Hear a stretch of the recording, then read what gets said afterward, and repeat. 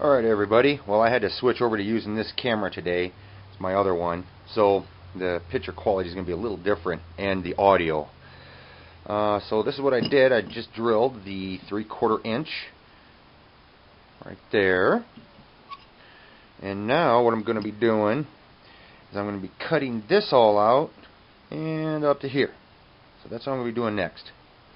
Alright, so this is what I've done so far. I got the hole drilled, okay, and I cut out that piece. See? Cut that section out. So now I'm going to be putting this on the right side. And since I already have the angle in here, I don't have to worry about taking this bar and turning it at an angle. A lot of people will do that, but you see the problem with doing that is, let me find a piece around here somewhere. Finding a piece. Man, do I need a piece. Oh, wait. Okay, here we go. I'll choose one of these old icky stock pieces right here. Okay? Now, one of the problems that you come across when you have a simple little bar like this and you put your spindle on it like that, when you go to turn, you'll get collision. You collide with that. So your turning radius isn't really all that great when you go to turn.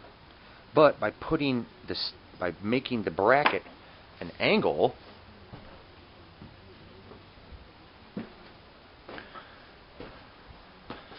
but by doing this, you get a much better bite in there.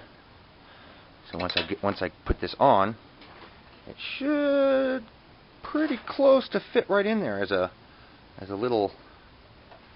See how it should hug right in there? It should fit right in there. So I should have some pretty good steering on this thing once I get it done.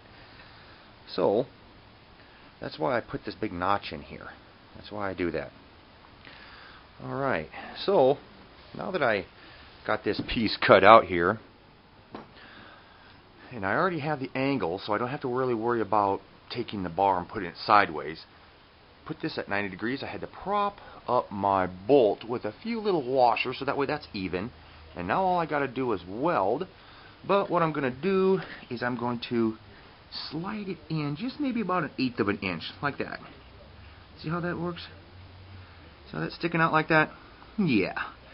Isn't that good? Ha ha. Yeah. It's good enough for government work, don't you think, guys? Well, maybe not. Okay. Here we go. Okay, there we go. See, they're on there. But this is a little close for me. So I think eventually I'll be grinding some of that off of there, or cutting some of that off, you know, like that. Take about that much off. I'm not really too sure yet, though, but I do know that that's still a little too close for comfort. Well, I'm sure it's not gonna hurt anything, but still, I just don't like it. So I'll change that. But I can tell you, guys, one thing. So I got another box in the mail today, and some more stuff that was donated off the T-Man's Karts from George, or Big Head, on DIY. He also has his own YouTube channel now. He doesn't have to use his wife's anymore. So he's got, and I'll post that right here. Right here. You see that? That's where it's at. That's his channel, and he is looking for some subscribers, people. So go check his stuff out. And I'll show you what he sent me in this box. Okay, so here we go. This was the mystery box, and boy, this thing was heavy. Alright, so George sent me this thing right here. This is an Odyssey steering wheel and column. He donated this because he wants me to put this on the Reverse Trike. So I'm like, okay, cool. I could do that. Well, but then when I opened up the box and started kind of putting it together, Cody saw it, and he's like, Daddy, are you going to put that on my go-kart? I was like, no, Cody, that's going on the Reverse Trike. And he just got this look, and I was like, oh, great. so I'm still going to put it on the Reverse Trike, but maybe I'll make him something kind of like this. So, but anyways, this is a tapered shaft right here, which means it's a star pattern kind of thing that slides up in there. He had to cut it down And this here is the other end of it. So it would fit in the box. And so it's cut there. And it's already got some of the tie rods connected, or the tie rod and the rod ends connected to it. I'll have to probably cut these off because I doubt they're going to reach. So I'll cut these and then put spacer in between there. And let's see here, what else? He sent the cables along with it too, but these cables are so long I don't know if I'll be able to use these cables. I think what I'll do is I'll probably go down to a bike shop and get me some cables made, some brake cables, and then just use those, because from where the steering column is at down to where the brake and the throttle are going to be, they don't need to be like 7 feet long, you know, maybe 2 or 3 feet, if that. So I'll probably have to just do that. Let's see here, what else did he send? Oh, he sent a big chunk of rubber. Sorry, guy, I don't use rubbers anymore. I don't have to. No, but this is a inner tube. I don't know what size it is. So let's see here. This is a big sign that he sent me. Probably hang that up, but it looks like it's a big sticker, so I'll have to figure something out with that. He sent me one of these. He sent me some of his Christmas. Oh, what is this? This is Christmas underwear, I think. Oh no, it's a Christmas hat. Okay, here we go. Yep. Ho ho ho! Wait till you see me wearing that driving around on the trike. This here is the outer insert for the steering shaft. Okay, so the steering shaft slides right down inside of there. He sent me a bunch of these, and these are, see, I don't know if they're ceramic or what they are, but they felt like they were like made out of the emery board, I guess, that like computer boards are made out of. That's what they feel like. So they're like little bushings and washers and stuff. Sent me some carriage bolts, small ones, and they've got the rounded head and they've got the square part to them. Sent me a little baggie of those and the nuts to them. It's pretty cool there. Sent me one of these. Yeah, a little hub. And I wonder.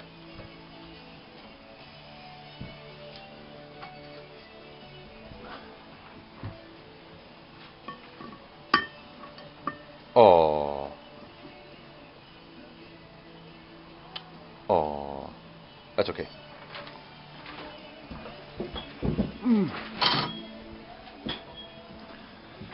Okay, so I got that. He sent me that. And he sent me some. These look like they're bicycle handlebar holder thingies. That's pretty cool. Let's see, what else? Some springs. And that's the kind of, those are the kind of springs that I probably use on, like, let's say the return for the brake. This is way too big to be used on the throttle, but most likely the brake. So I use those. It sent me a bunch of look like little shunts. It looks like it's scrap from something else, from other pieces, but it's like I don't know. It looks like it's 1/32 inches thick. So it's thin enough to be used as other, as shunts on something. Let's see here, what else? And this is the same type of stuff. Looks like this is pressed out in a press. I can find something to use those on. Let's see. And these are the other ends of the tie rods for that. And some chain. And another box of chain. There's some tie rod ends there. I wonder if those are 5/16. I wonder. Cool.